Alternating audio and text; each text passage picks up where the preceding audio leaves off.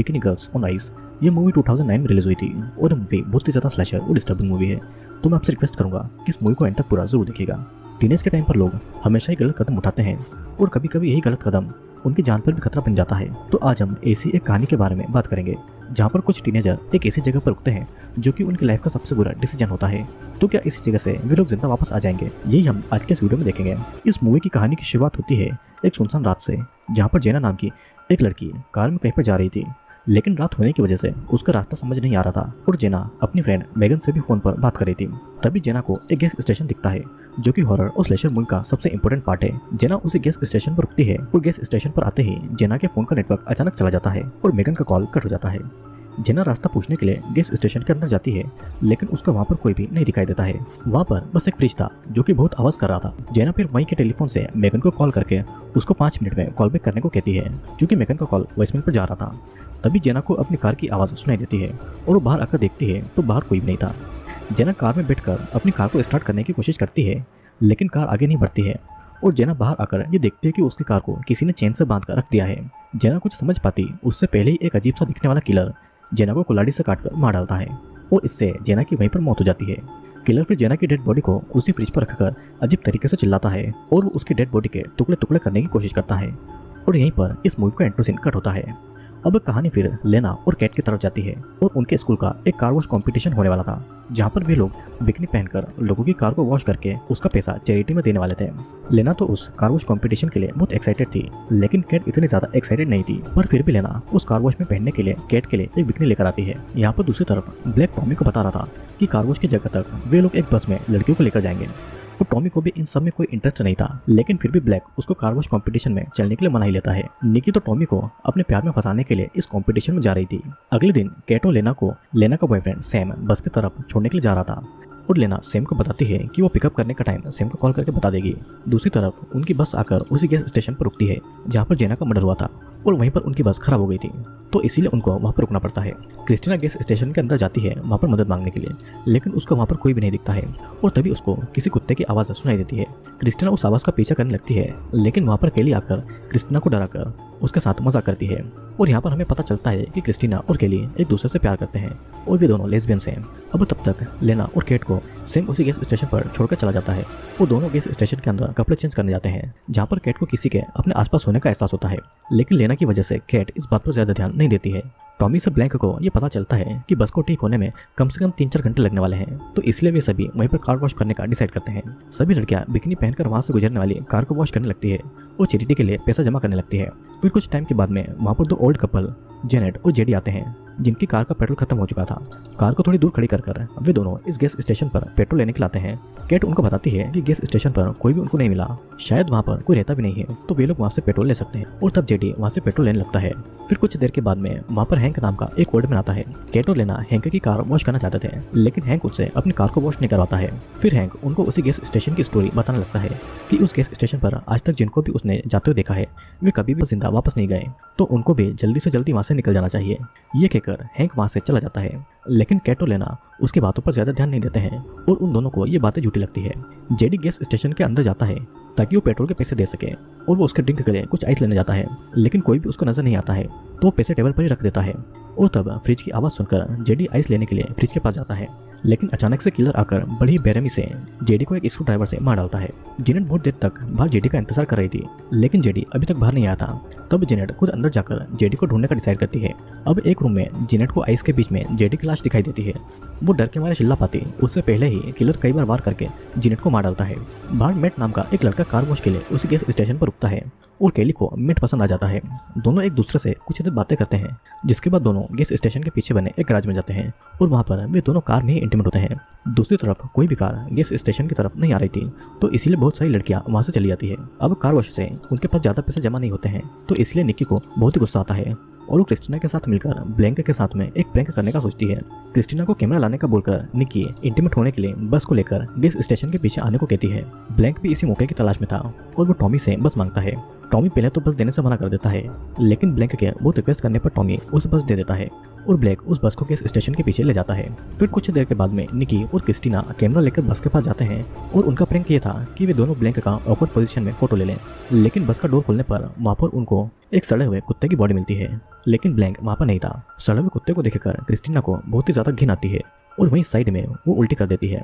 तभी उसे गैरेज के अंदर से किसी की आवाज़ सुनाई देती है और ब्लैंक को समझकर क्रिस्टीना उस आवाज़ का पीछा करने लगती है और तभी अचानक किलर एक ग्लास की बोतल क्रिस्टीना के सर पर मार डालता है।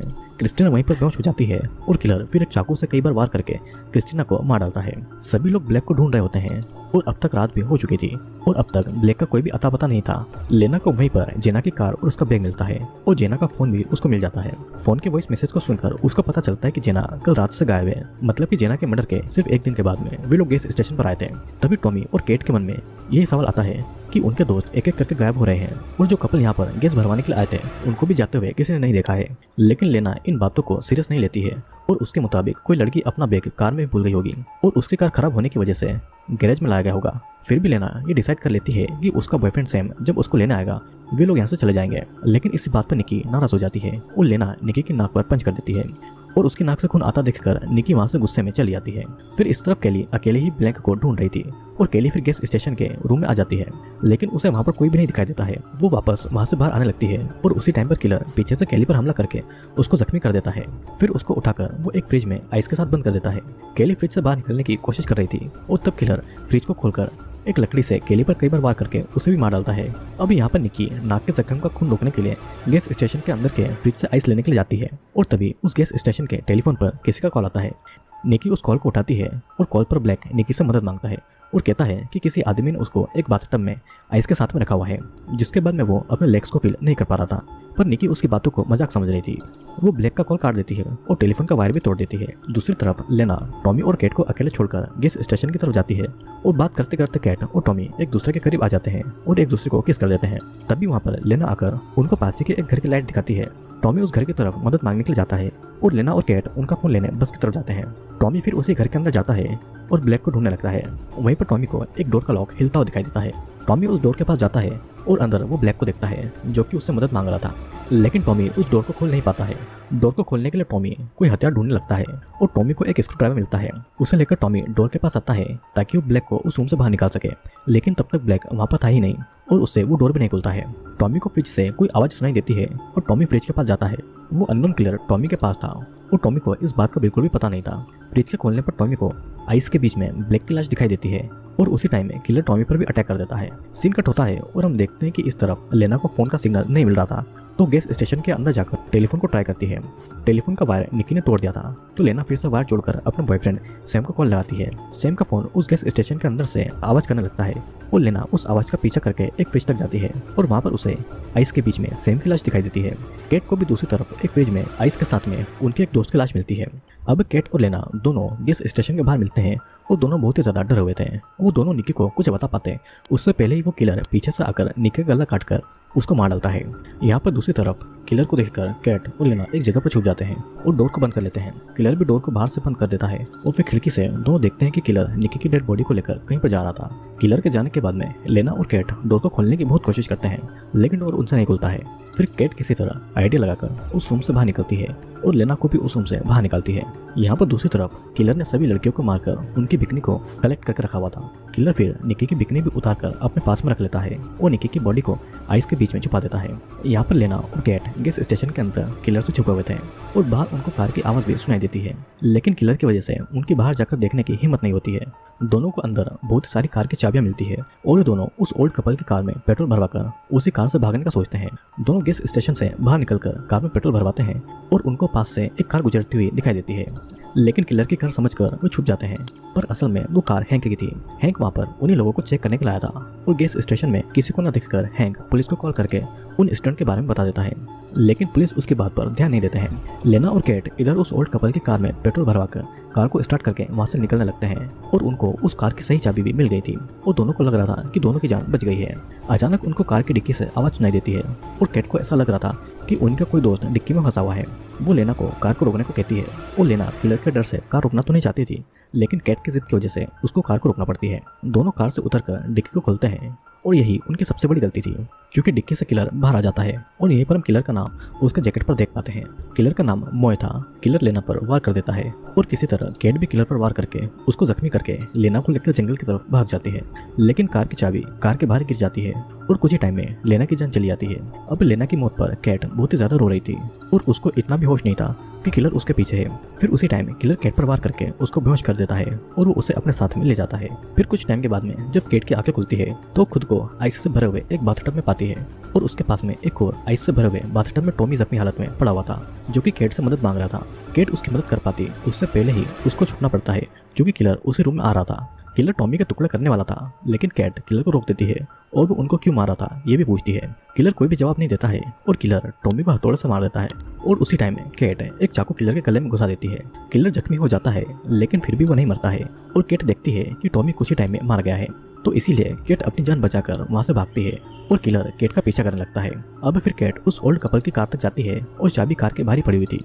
चाबी उठाकर कैट कार को स्टार्ट करने की कोशिश करती है, लेकिन कार स्टार्ट नहीं होती है। फिर चाबियों के बॉक्स में कैट को बस की चाबी दिखाई देती है और कैट उसी चाबी को लेकर बस के अंदर जाती है, लेकिन वो बस को स्टार्ट कर पाती उससे पहले किलर वहां पर आ जाता है और उसे देखकर कैट बस से बाहर भाग जाती है। कैट में भागने जितनी हिम्मत भी नहीं बची थी और अब वो हार मान चुकी थी। किलर कैट को मारने के लिए आगे बढ़ता है और उस टाइम हैंक वहां पर आकर किलर पर गोली चलाता है, जिससे कि किलर मरता तो नहीं है लेकिन वो जख्मी हो जाता है। फिर हैंक कैट को भागने को कहता है और कैट में फिर से हिम्मत आती है और कैट उस बस को स्टार्ट करके वहां से निकल जाती है। तभी हमें गोली की आवाज़ सुनाई देती है, लेकिन हैंक और किलर में कौन मारा गया था ये हमें आगे पता चलेगा। कहानी फिर कुछ दिनों के बाद में शुरू होती है, जहां उसी गैस स्टेशन में एशली और रीटा नाम की दो लड़की आती है।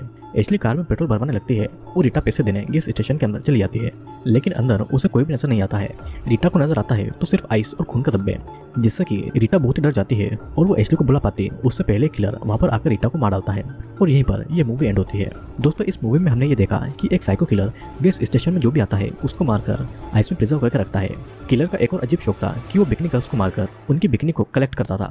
वो किलर अपने विक्टिम को इतनी जल्दी और इतने अचानक मारता था कि विक्टिम चिल्ला भी नहीं पाते थे, तो इसीलिए इतने सारे मर्डर होने के बाद भी लोगों को पता भी नहीं चला था। गैस स्टेशन में आने वाले हर एक पर्सन को वो किलर मार डालता था और हमें लगा था कि बाकी लड़कियां सैम और मैट वहां से चले गए हैं, लेकिन बाद में उनकी भी डेड बॉडी हमें फ्रिज में मिली थी और बाकी लड़कियों की बिकनी भी हमको दिखाई दी थी। मतलब कि किलर ने उनको भी मार दिया था। वो किलर क्यों लोगों को इस तरीके से मारा था ये मूवी में कहीं नहीं बताया गया है। किलर के हाथों से सिर्फ केटी जिंदा बच पाई थी, लेकिन हमने किलर को लास्ट में जिंदा देखा था, मतलब कि किलर ने हैंक को भी मार डाला था। तो दोस्तों, ये था बिकनी गर्ल्स और आइस मूवी का एक्सप्लेनेशन। मैं उम्मीद करता हूँ कि आपको वीडियो पसंद आया होगा। वीडियो अगर आपको पसंद आया हो तो वीडियो को लाइक करके नीचे कमेंट करके जरूर बताना। तो अब मैं आपसे